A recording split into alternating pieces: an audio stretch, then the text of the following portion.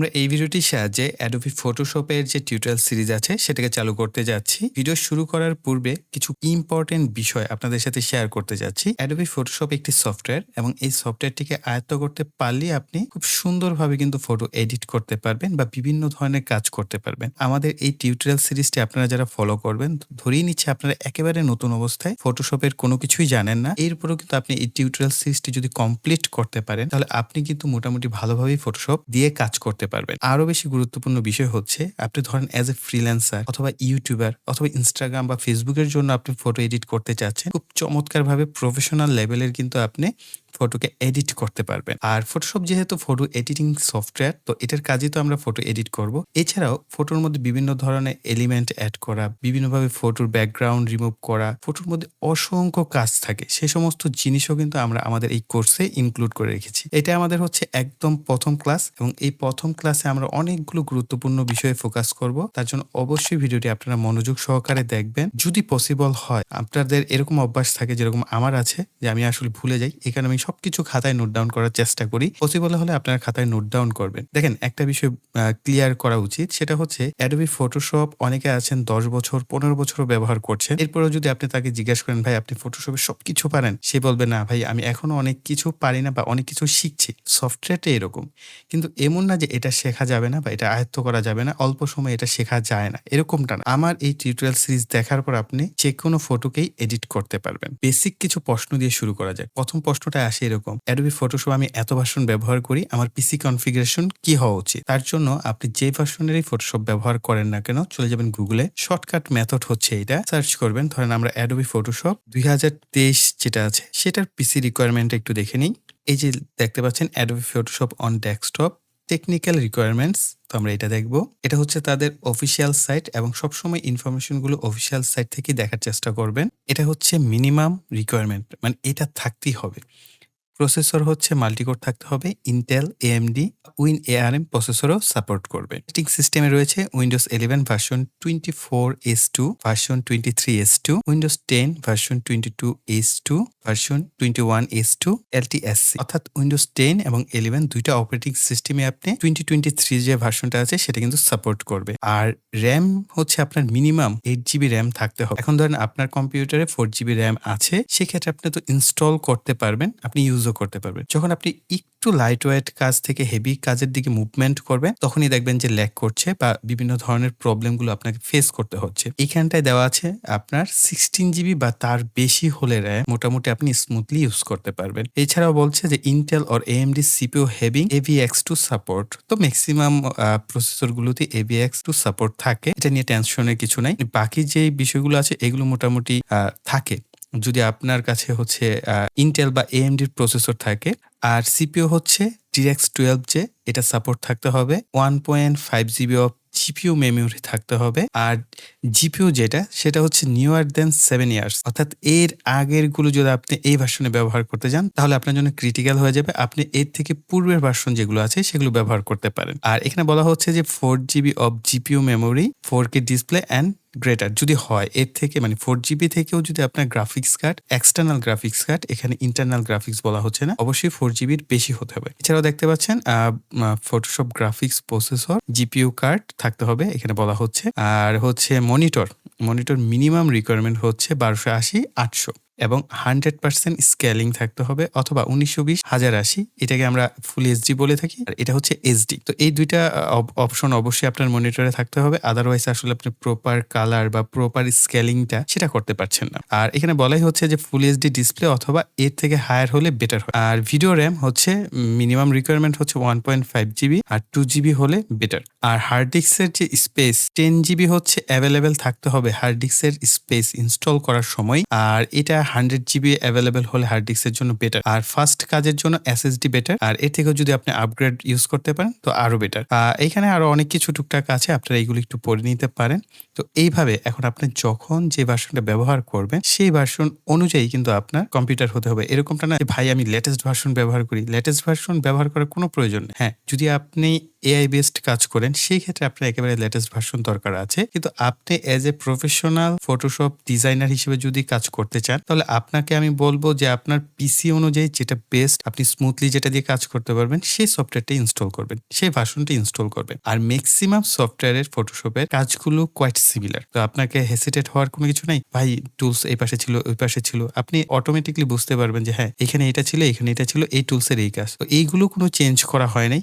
Adobe Photoshop এর একেবারে lowest version যেগুলো আছে সেগুলো থেকে আপডেট ভার্সন টুলসের ব্যবহার সেম টু সেম, সবকিছু একই রয়েছে, হয়তো ২-১টা টুলস ইনক্লুড করা হয়েছে। তো এই তো গেল পিসি রিকোয়ারমেন্ট কি হবে এভাবে বের করবেন। এখন আসা যাক আমরা আমাদের পিসি রিকোয়ারমেন্টটা কিভাবে বের করব। আমি ভিউ থেকে আমার হচ্ছে ডেস্কটপ আইকনগুলোকে হাইড করে রেখেছি টিউটোরিয়াল করব এই কারণে। তো এখানে আসবেন দিস পিসি, এখানে রাইট বাটন ক্লিক করবেন, এখান থেকে হচ্ছে প্রপার্টি সিলেক্ট করে দিবেন। এখানটায় দেখতে পাচ্ছেন আমার যে সিস্টেম রিকোয়ারমেন্ট সেটা কিন্তু আছে। স্টোরেজ আছে 1.14 টিবি টেরাবাইট, আর গ্রাফিক্স কার্ড হচ্ছে 4 জিবি, যেটা আসলে মিনিমাম রিকোয়ারমেন্ট। আমার এখানে গ্রাফিক্স কার্ডটা আর একটু বেশি হলে ভালো হতো। আর এটা হচ্ছে আমার ল্যাপটপে আমি এখন স্ক্রিন রেকর্ড করছি, তো আমার ডেস্কটপের গ্রাফিক্স কার্ড অলমোস্ট 4 জিবি। আর এখানে দেখতে পাচ্ছেন র্যাম 20 জিবি। তো অনেকের প্রশ্ন আসতে পারে ভাইয়া 20 জিবি কিভাবে? আমার এখানে একটা 4 জিবি স্লটে লাগানো আছে আর একটা হচ্ছে 16 জিবি, দুইটা মিলে হচ্ছে 20 জিবি র্যাম আছে। তো র্যামের দিক থেকে আমার এখানে স্মুথ প্লে হবে। আর প্রসেসর এখানে আছে Core i5 9th জেনারেশনের হচ্ছে প্রসেসর 2.4 GHz এর। আর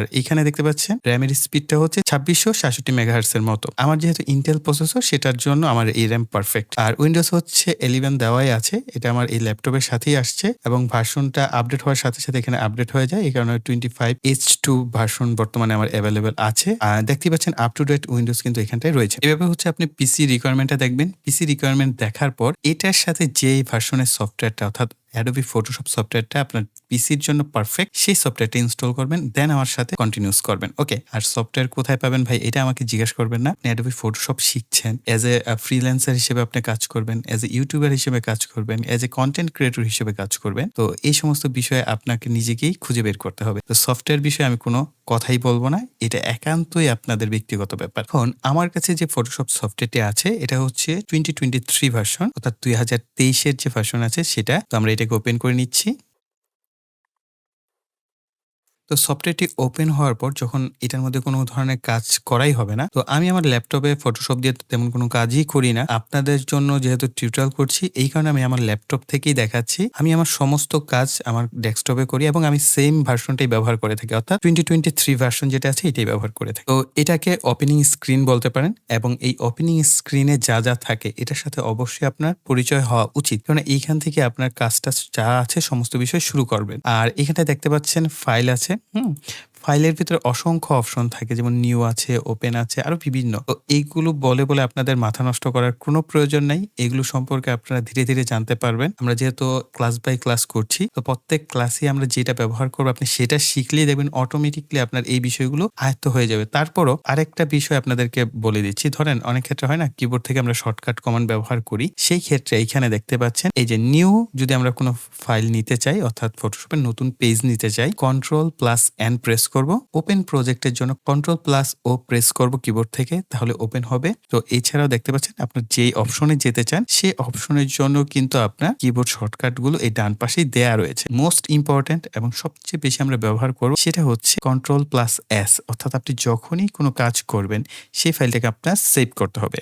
এবং আরেকটা জিনিস আমি ব্যবহার করে থাকি, সাপোজ একটা ফাইল আমাদের অলরেডি সেভ করা আছে, আমরা কাজ করেছি একটা ছবি, তো আমি এই ছবিতে আরো কিছু এলিমেন্ট অ্যাড করব, কিন্তু আমি চাচ্ছি পূর্বের ছবি যেটা এডিট করেছি অতটুকু থাকবে, কিন্তু আমরা নতুন আরেকটা ফাইল নিয়ে নতুন একটা করব। সেই ক্ষেত্রে আপনি সেভ এস করবেন, এটা আমার ম্যাক্সিমাম ব্যবহার করা হয়, এই কারণে আপনাদের বলে দিচ্ছি। তখন হচ্ছে আপনি Shift+Ctrl+S প্রেস করবেন। আর সেভ এ কপি, সাপোজ সিমিলার একটা কপি ফাইল আপনি তৈরি করতে চাচ্ছেন, সেক্ষেত্রে Alt+Ctrl+S প্রেস করবেন। অলরাইট, এছাড়াও দেখতে পাচ্ছেন এখানে এক্সপোর্ট অপশন আছে, অর্থাৎ আপনার যে ছবিটা আপনি চাইলে এখান থেকে এক্সপোর্ট করতে পারেন। যদি আমরা শর্টকাট কমান্ড ব্যবহার করে থাকি এখানে দেখতেই পাচ্ছেন Alt+Shift+Ctrl+W। এগুলো আরো ডিটেলস আমরা যখন করব প্রত্যেকটা জিনিস বলবো, তারপর শুরুতে আপনাদের জাস্ট এই বিষয়গুলো একটু বলে দিচ্ছি। তো এইটাকে আমাদের মেইন মেনু বারও বলতে পারি। তো এখানে দেখেন ফাইল আছে, এডিট আছে, image, layer, type, select, filter, 3D, view, plugin, window and help, এই অপশনগুলো রয়েছে। ডান পাশে সার্চ অপশন রয়েছে। আপনি যদি কোনো কিছু সার্চ করতে চান, আপনার কোনো প্রজেক্ট, তাহলে এখান থেকে করতে পারবেন। এক্সিট সার্চ এটা সিলেক্ট করে আপনি ব্যাক আসতে পারবেন। আর এখানে দেখতে পাচ্ছেন নিউ ফাইল অ্যান্ড ওপেন। তো নিউ ফাইল কি? আমরা বারবারই বলছি যে আমাদের অবশ্যই একটা, ধরেন আমি ইউটিউবের জন্য কোনো একটা কভার ডিজাইন করব অথবা ফেসবুকের জন্য কভার বা প্রোফাইল এডিট করব। প্রত্যেকটারই কিন্তু একটা অ্যাসপেক্ট রেশিও থাকে, অর্থাৎ একটা এরিয়া থাকবে বা একটা জোন থাকবে। সেই যে মাপটা, এটাকে আমরা বলছি অ্যাসপেক্ট রেশিও। এখন অ্যাসপেক্ট রেশিও বিভিন্ন টাইপের হতে পারে, 1:1, 3:2, 2:3, বিভিন্ন টাইপের হতে পারে। সেগুলো আমরা একটু পরেই দেখবো নিউ প্রজেক্টে যখন যাব। আর এখানে হচ্ছে ওপেন। ওপেন হচ্ছে যে আমরা কোনো ফাইল অলরেডি, কোনো একটা ছবি আমরা এডিট করেছি, আমাদের ফটোশপের ফাইলে সেভ করা আছে, সেটাকে ওপেন করার জন্য আমরা এখান থেকে ওপেন করব এবং সেখান থেকে খুঁজে বের করে আমরা চাইলে কাজ করতে পারবো, আবার নতুন করে এডিট করতে পারবো। আর হোম হচ্ছে আপনি এদিক সেদিক চলে গেলে ঘরে চলে আসবেন, তার জন্য হোম বাটন রয়েছে, আপনি এখান থেকে হোমে চলে আসতে পারবেন। আমরা এখান থেকে নিউ ফাইল সিলেক্ট করছি। আরেকটা বিষয় বলে দিচ্ছি, ধরেন এখন আপনি কোনো একটা ফটোর কোনো সাইজ টাইজ কোনো কিছু চেঞ্জ করবেন, শুধুমাত্র ফটোটাকে এডিট করবেন, সেই ক্ষেত্রে আপনার এইভাবে ক্যানভাস বলা হয়। এই যে নিউ ফাইল, নিউ ফাইলের প্রয়োজন নেই। আপনি এখানে জাস্ট ড্র্যাগ এন্ড ড্রপ, এখানে লেখাই আছে drag and drop a file, অর্থাৎ আপনি কোনো একটা ছবিকে টেনে ধরে এখানে ছেড়ে দেবেন, সে অনুযায়ী অটোমেটিকলি সে তার সাইজটা আপনার এই ওয়ার্ক স্পেস এরিয়ায় নিয়ে নেবে। আমরা এখান থেকে নিউ ফাইলে যাচ্ছি। নিউ ফাইলে আসার পর এখানে দেখতে পাচ্ছেন রিসেন্ট একটা আমাদের বাই ডিফল্ট ক্যানভাস সাইজ দেওয়া আছে। ক্যানভাস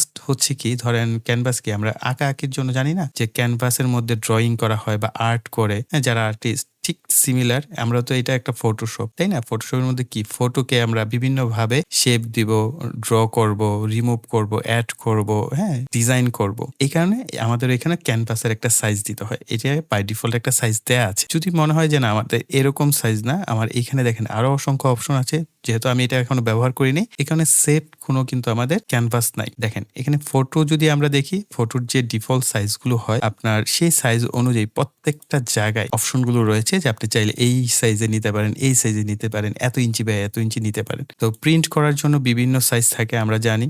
A4 সাইজ আমরা অনেক সময় করি, প্রিন্ট করি, কোন একটা কিছু ছবি টবি এডিট করা হয়েছে বা একটা আমরা লোগো তৈরি করেছি, সেই জিনিসটা কিন্তু আমরা প্রিন্ট করার জন্য একটা পেজের সাইজের দরকার হয়। তো প্রিন্টারের যে পেজের সাইজগুলো সেগুলো আপনারা এখানটায় পেয়ে যাচ্ছে। আর্ট এবং ইলাস্ট্রেশন, অর্থাৎ আপনি যদি আর্ট বা ইলাস্ট্রেশনের কোনো কিছু করেন, সেটার জন্য আপনার কিন্তু ক্যানভাস রয়েছে বা ক্যানভাসের এরিয়া সাইজ রয়েছে। ওয়েবের জন্য, অর্থাৎ আপনি যদি ওয়েব ডিজাইনার বা ডেভেলপার হয়ে থাকেন, সেক্ষেত্রে আপনার ওয়েবের সাইজ অনুযায়ী বিভিন্ন শেপের কিন্তু ক্যানভাস প্রয়োজন হয়, সেটাও দেওয়া আছে। ধরেন আপনার মোবাইলের জন্য করতে চান কোনো একটা কিছু, ধরেন আপনি অ্যাপ ডেভেলপার, সেক্ষেত্রেও ফটোশপ ব্যবহার করতে, মানে ফটোশপের ব্যবহার অসংখ্য জায়গায়। হ্যাঁ, এখন আপনি যে সমস্ত জায়গায় হোক না কেন, সেই অনুযায়ী কিন্তু তারা টেমপ্লেট বললে আসলে সহজে বোঝা যায়। ক্যানভাসটা একটু অন্যরকম লাগে, তো আমরা ক্যানভাসই বলি বা টেমপ্লেটও বলা যেতে পারে। তো মোবাইলের অনুযায়ী কিন্তু দেখেন এখানে এক এক মোবাইলের এক এক রকম সাইজ বা শেপ হয়ে থাকে। এখানে পিপিআই দিয়ে কিন্তু দেওয়া আছে মোবাইলের যে বিভিন্ন সাইজ শেপ অনুযায়ী আপনি চাইলে সেই ধরনের কাজগুলো এখানে করতে পারবেন। ফিল্ম অ্যান্ড ভিডিওর জন্য কিন্তু এখানে রয়েছে, যেমন HD TV video, 1920x1080। Basically ইউটিউবের জন্য আমরা এটাই সিলেক্ট করে থাকি এবং এটা কিন্তু পিক্সেলে রয়েছে। এখানটায় যদি দেখেন, প্রথমে যেটা হচ্ছে আপনার যে প্রিসেট ডিটেলস, আপনি চাইলে প্রিসেটের একটা নাম দিতে পারেন। আমরা দিয়ে দিলাম ইউটিউব। এটা এখানে আমাদের হচ্ছে উইথ দিতে হবে, অর্থাৎ প্রস্থ। এখানে আমাদের হাইট দিতে হবে, অর্থাৎ দৈর্ঘ্য এবং প্রস্থের সাইজটা দিতে হবে। এইখানটায় আপনি কি নিয়ে কাজ করতে চাচ্ছেন, অনেক ক্ষেত্রে আমরা পিক্সেল, ইঞ্চি, সেন্টিমিটার, মিলিমিটার, পয়েন্টার, পিকাস এগুলো নিয়ে কাজ করব। তো বেসিক্যালি যেটা হয় ফটোশপে আমরা পিক্সেলটাই ম্যাক্সিমাম ব্যবহার করে থাকি। তো আপনি এখান থেকে পিক্সেলটা সিলেক্ট করে দিলে, ওরিয়েন্টেশন, এখন অনেক ক্ষেত্রে হয় না আমরা ল্যান্ডস্কেপে হচ্ছে ফটো এডিট করছি, অনেক ক্ষেত্রে আমাদের হয় কি পোর্ট্রেট বা ভার্টিক্যাল মোড বলা হয়ে থাকে। তো আমরা এইটাকে যদি সিলেক্ট করি তাহলে দেখতে পাচ্ছেন উপরের দিকে চলে যাবে 1080, নিচের দিকে 1920। যদি আমরা এখানে সিলেক্ট করে দিই তাহলে আবার উপরের দিকে 1920, নিচের দিকে 1080। আর এখানে দেখতে পাচ্ছেন আর্ট বোর্ড। যদি আপনি ইলাস্ট্রেশন জাতীয় কোনো কাজ করে থাকেন, সাপোজ আমরা অ্যাডোবি ইলাস্ট্রেটরে যদি ব্যবহার করি, ওই ধরনের আপনি কোনো আর্ট করতে চান, তাহলে আর্ট বোর্ড এখান থেকে সিলেক্ট করবেন, তাহলে আপনার কিন্তু কনভার্ট হয়ে যাবে আর্ট বোর্ডে। আর যদি এটা সিলেক্ট না করে তাহলে হচ্ছে আপনার ফটোশপের যে ক্যানভাস থাকে সেটাই থাকবে। আর রেজুলেশন 72। এখন 72 কেন ব্যবহার করতে হয়, দেখেন আমরা স্ক্রিন নিয়ে, মনিটর সেক্টর নিয়ে যত কাজ করব আমরা 72 দিয়ে করব। আর যদি প্রিন্ট করা হয় যে প্রিন্টের জন্য, সেক্ষেত্রে আপনি এখানে 300 ব্যবহার করতে পারেন, বা তার কম বা বেশি বিভিন্ন ধরনের ভ্যালু আছে। তো ম্যাক্সিমাম যেটা হয়েছে থাকে যে 72 হচ্ছে, ধরেন ইউটিউব, ফেসবুক এই জাতীয় যদি আপনি কাজ করেন যেগুলো হচ্ছে আপনার স্ক্রিনে দেখা যাবে, সেগুলো হচ্ছে 72 রেজুলেশন রাখবেন। আর যদি আপনার এই ডকুমেন্টটাকে প্রিন্ট করতে হয় সেক্ষেত্রে আপনি 300 রেজুলেশনে করবেন। আর এখানে পিক্সেল এবং ইঞ্চিস দেওয়া আছে, আপনি পিক্সেল অ্যান্ড সেন্টিমিটার রাখতে পারেন। বাই ডিফল্ট পিক্সেল অ্যান্ড ইঞ্চি এটাই রাখবেন। আর এখানে দেখতে পাচ্ছেন বিভিন্ন ধরনের কালার মোড কিন্তু রয়েছে।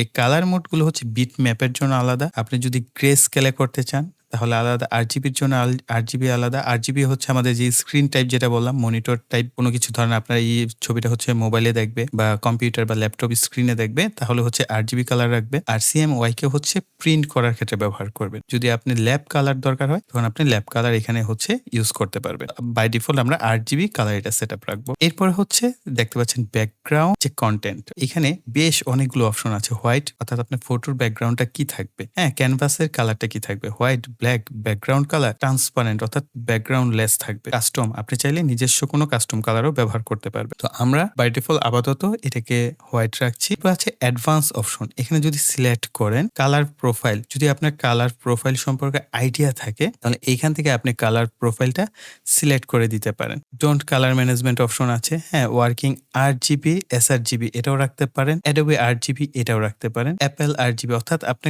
কোন ডিভাইস, সেই ডিভাইস অনুযায়ী চাইলে এখান থেকে একটা সিলেকশন দিতে পারেন। বেসিক্যালি যেটা হয় এসআরজিবি দিয়ে অনেকে করেন, অ্যাডোবি আরজিবি দিয়েও করেন, আর আমি এখানে ডোন্ট কালার ম্যানেজ আপাতত রাখছি। যদি পরবর্তীতে চেঞ্জ করার প্রয়োজন হয় আমরা এখান থেকে করব। আর পিক্সেলের যে অ্যাসপেক্ট রেশিও এখানে অসংখ্য আছে, তো আমরা এইগুলো কোনোটাই ব্যবহার করি না। ওই যে বললাম না, আপনার স্ক্রিনের উপর ডিপেন্ড করে, বিভিন্ন স্ক্রিনের জন্য বিভিন্নটা আপনি এখান থেকে ব্যবহার করতে পারবেন। তো নর্মালি আমরা স্কোয়ার পিক্সেল নিয়ে কাজ করি, অর্থাৎ পিক্সেলটা স্কোয়ার শেপের হবে। কেন স্কোয়ার শেপ এটা আমরা পরবর্তী যখন ক্লাসগুলো ডিটেলসে জানবো তখন আরো একেবারেই বিষয়গুলো ক্লিয়ার হয়ে যাবে। ওকে, তো আপনারা যেহেতু একেবারেই নতুন অবস্থায়, সেই ক্ষেত্রে আপনারা এখানে স্কোয়ার পিক্সেল এবং এইখানে যে ফরম্যাটটা দেখতে পেলেন এটাই রাখবেন। আর এখানে দেখতে পাচ্ছেন সেভ একটা আইকন আছে, এটা সিলেক্ট করে দিব, সেভ প্রিসেট। ওকে, তো আমাদের একটা প্রিসেট কিন্তু এখানে সেভ করা হয়ে গেল আমাদের সেভের এই জায়গায়। এটার চাইলে আপনি নাম দিতে পারেন বা এটাকে রিনেমও করা যাবে, কোনো অসুবিধা নেই। তো আমরা এতটুকু করার পর এখান থেকে ক্রিয়েট বাটনে প্রেস করে দিব। আমরা আমাদের যে ফটোশপ সফটওয়্যার এটার মধ্যে প্রবেশ করে ফেললাম এবং এই সফটওয়্যারের থেকে গুরুত্বপূর্ণ কয়েকটা বিষয় এখন দেখার বিষয়, সেটা হচ্ছে এই বাম পাশে দেখতে পাচ্ছেন এটাকে বলা হয় টুলবার। এখন আপনার টুলবারটা এরকম কন্ডিশনে আসতে পারে, অর্থাৎ ডাবল লাইন, অথবা আপনি চাইলে সিঙ্গেল লাইন ব্যবহার করতে পারেন। যে যেটাই অভ্যস্ত চাইলে সেটাই ব্যবহার করতে পারবেন। আর এই ডান পাশে দেখেন লেয়ার অপশন। আমরা ফটোশপে সবসময় যেই কাজই করব লেয়ার বাই লেয়ার করব। তো লেয়ার বাই লেয়ার করলে যেটা হয়, আমাদের কাজে কোনো ভুল হলে আমাদের মেইন যে সাবজেক্ট থাকবে বা মেইন যে ছবি থাকবে সেটা নষ্ট হবে না। সেই লেয়ারের উপরে আমরা চেষ্টা করব কাজগুলো করার। ইন কেস যদি না হয় তাহলে আমরা মেইন যে ফটো থাকে সেটার মধ্যে কাজ করি। তো এইখানে দেখতে পাচ্ছেন এই লেয়ার অপশন। তো এখানে অসংখ্য লেয়ার হবে। যখন আমরা এডিট করব কোনো ফটোকে তখনই বুঝতে পারবেন যে এখানে এই লেয়ারের কাজটা কি। ম্যাক্সিমাম কাজ ফটোশপ 50% কাজ এই লেয়ারের উপর দিয়ে যায়, আর 50% কাজ সমস্ত কিছু মিলিয়ে হবে। এরপরে আছে এখানটা দেখতে পাচ্ছেন প্রপার্টিস আছে, অর্থাৎ আমাদের এই ক্যানভাসের যে প্রপার্টিস সেটা দেখতে পাচ্ছেন। আমরা এইটাকে চাইলে আবার এইখান থেকেও এই যে চেঞ্জ করে দিতে পারবো। এখন কি ভার্টিক্যাল হয়ে গেছে, আবার এটাকে হরিজন্টাল করতে পারবো। এখান থেকেও আমরা চাইলে চেঞ্জ করতে পারবো যদি আমরা কোনো কিছু চেঞ্জ করতে চাই। এই প্রপার্টিস থেকেও আপনি চাইলে কাস্টমাইজ করতে পারেন। এখানে আমরা হোয়াইট আছে, আমরা এটাকে ব্ল্যাক করতে পারবো। এখান থেকে ট্রান্সপারেন্ট করতে পারবো। অর্থাৎ আমাদের যে শুরুতেই সবকিছু সেট আপ করে নিতে হবে এরকমটা না, আমরা চাইলে পরবর্তীতে এই জিনিসগুলোকে চেঞ্জ করতে পারবো। এখান থেকে অ্যাডজাস্টমেন্ট অপশন আছে, এগুলো সম্পর্কে আমরা ধীরে ধীরে জানবো। লাইব্রেরিজ আছে, তো আমরা যদি কোনো কিছু প্রয়োজন হয় লাইব্রেরিতে অ্যাড করতে পারবো। এখন দেখেন এখানে অসংখ্য জিনিসপত্র নাই, অনেক কিছুই নাই, আবার অনেক কিছুই আছে। কালার অপশন আছে, সোয়াচ অপশন আছে, গ্রেডিয়েন্টস অপশন আছে, প্যাটার্ন আছে। যদিও এইখানে এই বাকি তিনটা ব্যবহার হয় না, কালারটাই সবচেয়ে বেশি ব্যবহার করা হয়। আমরা ধীরে ধীরে যেহেতু জানবো তো ধীরে ধীরেই জানি। তো এখানে মোটামুটি 4টা অপশন দেখতে পাচ্ছেন। এছাড়াও উপরের দিকে তো আমাদের মেইন টুলবার আছেই, এইখানে কিন্তু আমাদের আবার একটা সাব টুলবার অপশন রয়েছে, অর্থাৎ আমরা যেই টুলটা সিলেক্ট করব সেই অনুযায়ী এখানে চেঞ্জ হতে থাকবে। এই যে দেখতে পাচ্ছেন এগুলোকে বলা হচ্ছে ফটোশপের এক একটা টুলস। আর এই টুলস প্রত্যেকটা যদি আপনি আয়ত্ত করতে পারেন তাহলে নিজে নিজে আপনি ফটোশপের সমস্ত কাজ টাজ করতে পারবেন। এই যে দেখেন আমরা যখন যেটা সুইচ করছি সে অনুযায়ী কিন্তু আমাদের এই অংশটা অর্থাৎ এই প্যানেলটা পুরোটাই চেঞ্জ হয়ে যাচ্ছে। আর এইখানে এই যে প্রত্যেকটা জায়গায় রেশিও আসবে, আপনি চাইলে এখানে ভ্যালু কম বেশি করে বিভিন্ন ধরনের অ্যাডজাস্টমেন্ট গুলো করতে পারবেন। এই প্রত্যেকটা টুলের সামনে আপনি যদি মাউস ধরেন তাহলে কিন্তু আপনি সেই টুলটার কি কাজ, যেমন এটার কাজ হচ্ছে মুভ টুল, এবং পাশাপাশি এটা শর্টকাট কমান্ডটাও আপনি জানতে পারছেন। তো আমাদের যেহেতু এটা প্রথম ভিডিও, আই থিঙ্ক এই ভিডিওটা অলরেডি অনেকটাই বড় হয়ে গেছে। হয়তোবা আমাদের প্রত্যেকটা ক্লাসে এরকম বড় বড় হবে, যেহেতু আমি চেষ্টা করব ডিটেল সহকারে আপনাদেরকে বিষয়গুলো বুঝিয়ে দেওয়া। আপনারা আসলে আমার এই ভিডিওগুলো কতটা সুইটেবলি নিচ্ছেন বা আপনাদের কাছে আসলে এটা গুরুত্ব কতটুকু সেটা অবশ্যই আমাকে কমেন্ট সেকশনে জানাবেন। আপনারা আসলে কমেন্ট না করলে, ভিডিওতে লাইক না করলে আমার জন্য বুঝতে অসুবিধা হয় বা কষ্ট হয় যে আসলে আদৌ আপনারা এই সিরিজটা চান কিনা বা আমি এটার পরবর্তী ভিডিওগুলো করবো কিনা। আপনাদের চাহিদা যত বেশি হবে আমি তত দ্রুতই এই সিরিজটাকে কমপ্লিট করার চেষ্টা করব। তার জন্য অবশ্যই প্রিয় ভাইরা যারাই আপনারা ভিডিওটা দেখছেন তারা ভিডিওতে একটা লাইক দিয়ে দিবেন। পাশাপাশি আপনারা কমেন্ট সেকশনে লিখতে পারেন যে আপনার এই সিরিজটার গুরুত্ব কতটুকু বা আপনার শেখার প্রয়োজনীয়তা কতটুকু। এছাড়াও আপনার যেকোনো কিছু জানার থাকলে বা বুঝার থাকলে অবশ্যই কমেন্ট সেকশনে লিখবেন। আমি প্রত্যেকের কমেন্টের উত্তর দেওয়ার চেষ্টা করে থাকি। সো প্রিয় ভাইরা পরবর্তী ভিডিওর আমন্ত্রণ জানিয়ে এখানে ভিডিওটি শেষ করছি। সকলে ভালো থাকবেন, সুস্থ থাকবেন। টাটা।